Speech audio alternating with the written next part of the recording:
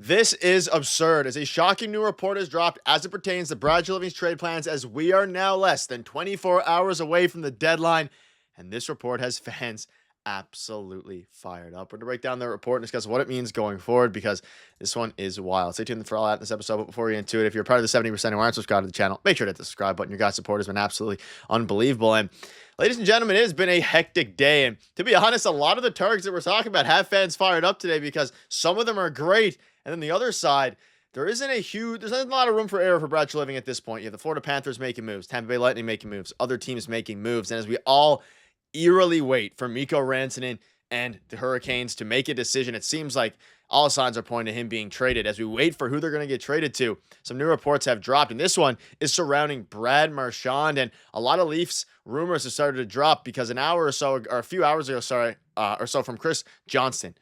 While the Bruins and Brad Marchand are discussing a contract extension, they're still open to trading their captain, according to Chris Johnston. So, Darius, and this dropped a couple hours ago. I mean, this one's interesting. Now, does it make sense for the Leafs? Honestly, yes. Is it realistic? That's the more important question here. But the Bruins are not in a very familiar spot as opposed to the past few years. This one's interesting. Yeah, they look like they're in sell mode. There's also been some other rumors about Pavel Zacha possibly being moved. It sounds like the Bruins want to move off of some more players at this year's deadline. They already traded Trent Frederick, which was another name the Leafs were rumored to get as well. So he's gone.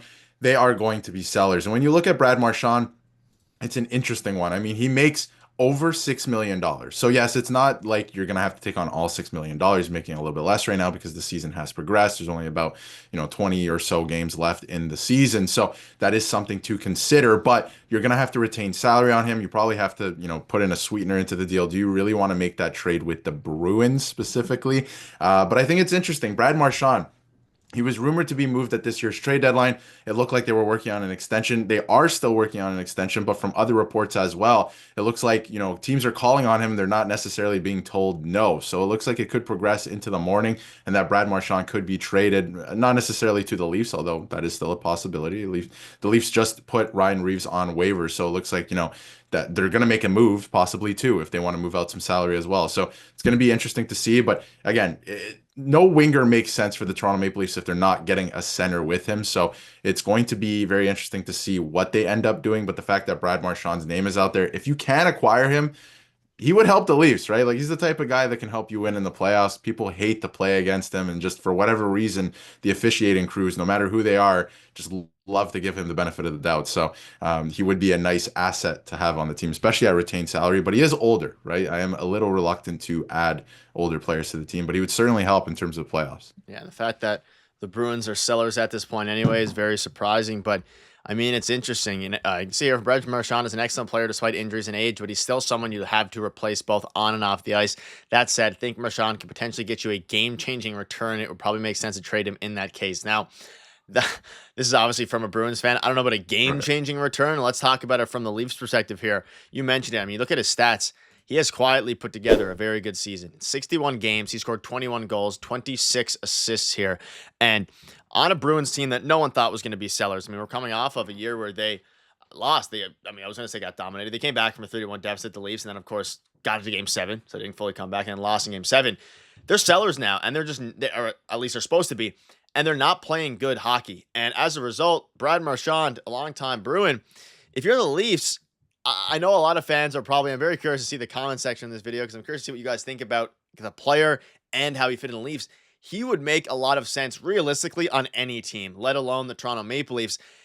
Then the question becomes, Darius, and I'll ask you as well, and as these rumors start to pick up surrounding the Leafs, there's been a lot of articles lately, even before this report just came out. You can see this one was from 2 days ago from Alex Hobson, This report came out 3 hours ago. This article has been dropping.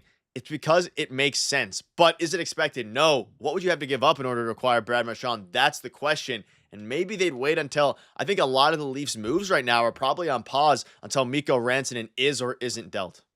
Yeah, I think that's exactly it. And thanks for reminding us about the playoffs again, Nick, last year. But no, I think that a lot of these at least moves in a positive light because the Bruins are that's bad right. this year. That's right. Exactly. Yeah, they're selling, right? That's good news, I guess, if you're a Leafs fan. But no, I think that a lot of the Leafs moves, you hit it on the head there. They're on pause right now because I do believe that 2 teams out of 3 left in the mix for Mikko Rantanen are the Leafs and the Dallas Stars. That's everything we've heard to this point at the recording of this video. So I think that a lot of the Leafs moves are kind of waiting to see what happens with that. I think they are very much in on Mikko Rantanen, and the fact that I said it like a week ago, I think he would be open to signing an extension here. I think he's just kind of trying to decide where he wants to end up, right, in terms of a trade this season. So it's going to be very interesting to see what they end up doing. I don't know if they can wait any longer. You have to go out and get something that's going to upgrade your team, specifically at the third line center position. So I don't know if you can wait any longer, but I think a lot of these deals are kind of waiting to see what happens with Mikko Rantanen. But adding Brad Marchand or maybe another Bruin too, they have some defensemen as well that maybe you could take a look at. You would have to move some salary around, but it is definitely still possible. Little cautious of trading in the division and of course with the Boston Bruins, especially if they want some younger players in return. But I think it's something that you at least have to do your due diligence on, kick some tires on. Brad Living's favorite thing to do is kicking tires, but should be interesting to see what they do heading into tomorrow morning. A move could come tonight. We're not exactly sure when Mikko Rantanen is going to make up his mind, but the fact that the LA Kings have been, or withdrawn from the sweepstakes at this point means that things are probably progressing pretty quickly. Yeah, and again, this article dropped. Since this article has dropped, it was updated 2 days ago. It dropped before, a couple weeks ago. But this is surrounding Frederick officially. We can see this here. If there's a world where the Leafs are trading a first-round pick for an upgrade at any point, obviously Braden Shen, Scott Laughton, but I want to ask you this question as well as people in chat. Would you give up your 2026 first-round pick in order to get Brad Marchand? Now, obviously, the Bruins fans are saying a game-changing return. You're not going to give up a game-changing prospect. I mean, maybe Fraser Minton even for Brad Marchand. Like, I would much rather that than Fraser Minton for Scott Laughton, and that's where things become extremely interesting. Putting Marchand on the market would also refresh the roster for today and tomorrow. This was, of course, last month before the report dropped literally an hour ago or 3 hours ago, sorry. One agent granted anonymity to discuss someone he does not represent, estimated the Bruins can add a second-round pick and a promising young player under team control for Marchand. Now, this is interesting because this was also before the crazy market has been established. I could see a world in the last few, and everybody down below, Fraser Minton and a second-round pick. Would you do that for Brad Marchand? That's the question. Or even a first-round pick in general for Brad Marchand. Do you think he's worth it? I think he absolutely is.